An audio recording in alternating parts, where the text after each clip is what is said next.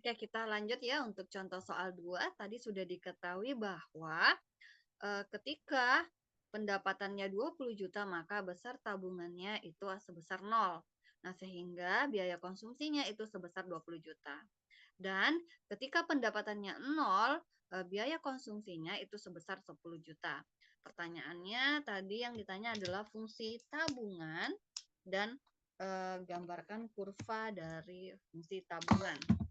Nah, kita lihat yang pertama itu untuk fungsi tabungan, persamaan fungsi tabungan.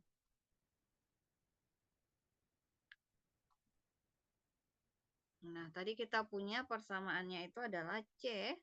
Kita tulis dulu ya fungsi konsumsi dulu. C sama dengan A ditambah BCY. Nah, di sini kita substitusi, tadi konsumsinya itu 20 juta. Nilai A-nya itu 10 juta. Terlebih dahulu kita cari nilai B-nya. Gitu ya. B dan Y-nya itu sebesar 20 juta. Nah, untuk menyederhanakan persamaan ini, maka kita bagi dulu kedua ruas dengan 10 juta ya. Kedua ruas kita bagi 10 juta atau langsung kita coret-coret saja nolnya.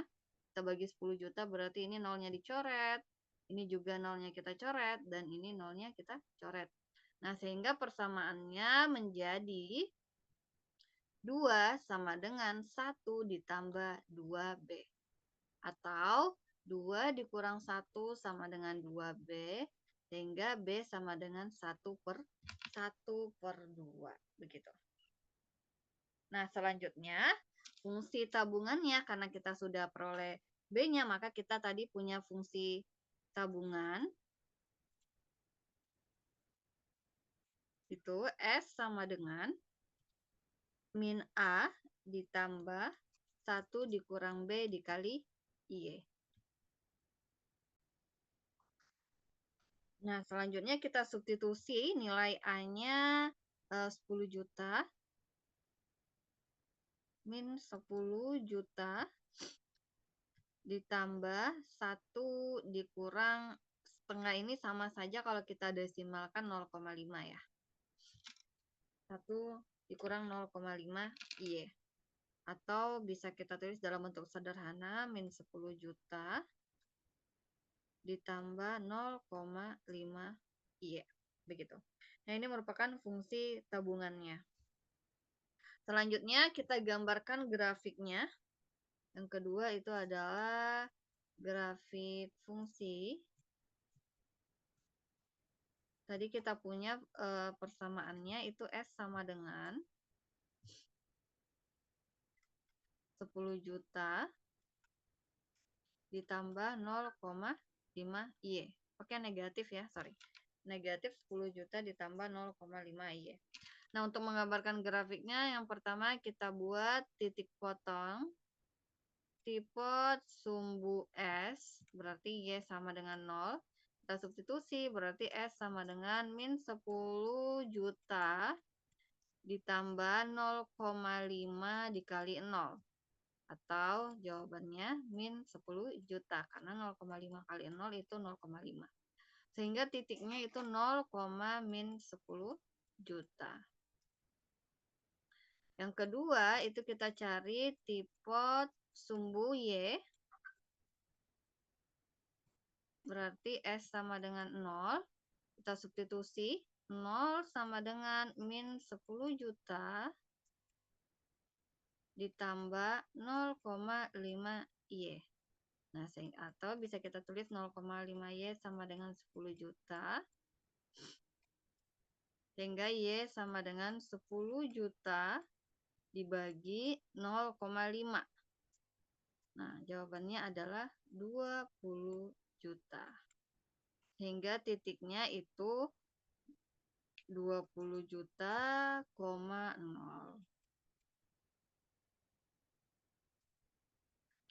Nah, setelah sudah dapat titik potongnya, maka kita gambarkan grafiknya di bidang kartesius. Tadi ini sumbu S, ini sumbu Y. Tadi kita punya titik yang pertama 0, min 10 juta. Oh, berarti di bawah ya. Kita anggap min 10 juta di sini. Berarti titiknya di sini. Dan titik yang kedua itu 20 juta, 0. Kita anggap di sini ya.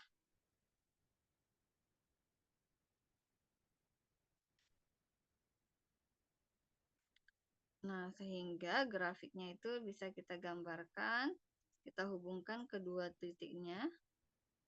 Maka grafik fungsi tabungan itu seperti ini. Nah, kenapa di daerah negatif itu dia garisnya putus-putus? Karena tidak ada yang ditabung ya. Tabungan itu kan mulai dari nol.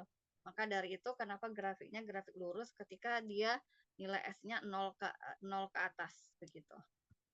Oke, ini gambar grafiknya. Kemudian kita lanjut ke materi break even point atau disingkat dengan BEP atau dengan kata lain titik impas.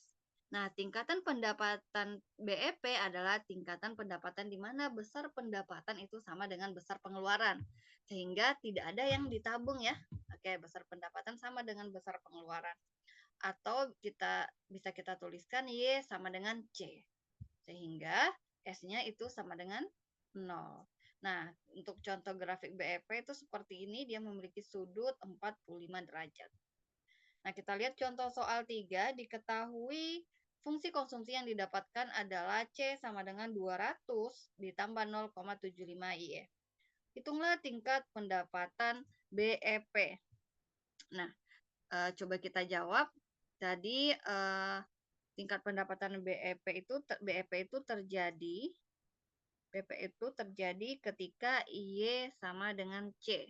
Nah, sehingga dari persamaan fungsi konsumsi ini kita bisa substitusi atau kita ganti C-nya sama dengan Y atau Y-nya sama dengan C gitu ya. Nah, di sini saya ganti tadi kita punya C sama dengan 200 ditambah 0,75 Y. Kita ganti C-nya menjadi Y, berarti Y sama dengan 200 ditambah 0,75 Y. Kita pindah ruaskan 0,75 ke kiri berarti negatif dikurang 0,75 Y sama dengan 200. Y dikurang 0,75 jawabannya 0,25 Y itu 200 atau Y sama dengan 200 dibagi 0,25. Sehingga dari sini kita peroleh nilai Y-nya sama dengan 800.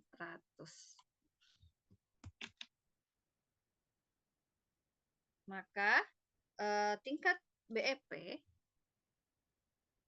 jadi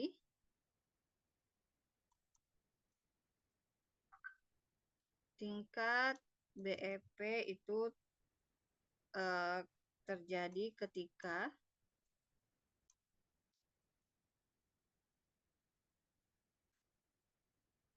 Y sama dengan 800. Nah, ini dia. Oke, kita lanjut ke BEP dalam produksi. Nah, analisis break even yaitu satu konsep yang digunakan untuk menganalisis jumlah minimum produk yang harus dihasilkan atau yang harus terjual agar perusahaan tidak mengalami kerugian. Keadaan impas terjadi apabila TR sama dengan TC. Nah, perusahaan tidak memperoleh keuntungan tetapi tidak pula mengalami kerugian. Berarti itu yang disebut dengan keadaan impas atau titik keseimbangan. Begitu. Nah, asumsi dasar yang digunakan dalam BEP adalah sebagai berikut. Yang pertama, biaya yang terjadi dalam suatu perusahaan itu harus digolongkan ke dalam biaya tetap dan biaya variabel. Nah, untuk biaya variabel itu secara total berubah sesuai dengan perubahan volume, sedangkan biaya tetap itu tidak mengalami perubahan secara total. Yang ketiga, jumlah biaya tetap tidak berubah walaupun ada perubahan kegiatan, sedangkan kalau biaya tetap per unit akan berubah-ubah. Harga jual per unit konstan selama periode dianalisis. Jadi ketika kita menganalisis BEP, maka harga per unitnya itu harus konstan atau tidak berubah-ubah. Yang kelima, jumlah produk yang diproduksi dianggap selalu habis terjual. Dan terakhir, perusahaan menjual dan membuat satu jenis produk. Bila perusahaan membuat atau menjual lebih dari satu jenis produk, maka keseimbangan hasil penjualan setiap produk itu tetap. Oke. Nah, ini rumus untuk menghitung BEP. Rumus yang pertama itu rumus BEP unit berarti nilai Q. Q sama dengan TFC dibagi P dikurang VC. Nah, sedangkan untuk BEP dalam unit itu merupakan biaya tetap produksi, margin kontribusi per unit gitu. Nah, ini untuk BEP rupiah berarti TFC dibagi 1 dikurang FC dibagi P. Nah, kita lihat contoh soalnya. Perusahaan Sinarmas dalam perusahaan yang bergerak di bidang pembuatan oven, akuntan manajer perusahaan tersebut dibebankan tugas untuk menghitung jumlah oven yang harus dijual agar dapat mengimbangi biaya operasional yang tercatat sebanyak 60 juta. Biaya variabel per unit itu sebesar 30.000, sedangkan laba bersih yang dikehendaki perusahaan sebanyak 30 juta. Jadi dari soal di atas diketahui bahwa total biaya tetapnya atau total biaya tetap disingkat dengan TFC itu 60 juta. Biaya variabel itu VC itu 30.000. Harga jual itu nilai P 60.000 dan laba itu 30 juta. Yang ditanya BEP dan margin produksi. Jadi yang pertama itu kita cari dulu BEP unit. Nah, tadi rumus BEP unit sama dengan Q sama dengan TFC dibagi P dikurang VC. Nah, TFC tadi nilainya 60 juta dibagi harganya tadi 60.000 dikurang biaya variabelnya itu 30.000. Sehingga ini menjadi 60 juta dibagi 30.000. Nah, ini sebenarnya kita bisa coret-coret saja ya, biar memperkecil. Ini nolnya kita coret 1, 6 dibagi 2 itu jawabannya 6 dibagi 3 itu jawabannya 2, berarti 22.000. Oke, jadi BEP unitnya itu sebesar 2.000. Nah, dari data di atas kita bisa simpulkan bahwa agar tidak merugi, perusahaan Sinarmas harus mampu menjual oven sebanyak 2.000 unit ya. Namun jumlah tersebut adalah jumlah minimal agar impas. Namun belum dapat menghasilkan laba. Nah, selanjutnya tugas akuntan tersebut adalah mengubah data tersebut ke dalam bentuk mata uang. Oke, jadi yang selanjutnya kita cari adalah BEP rupiah.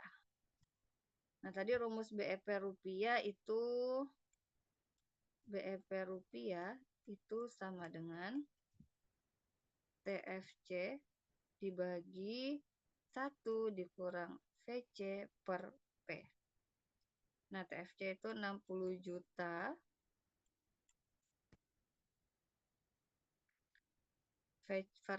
Biaya variabel itu 30.000.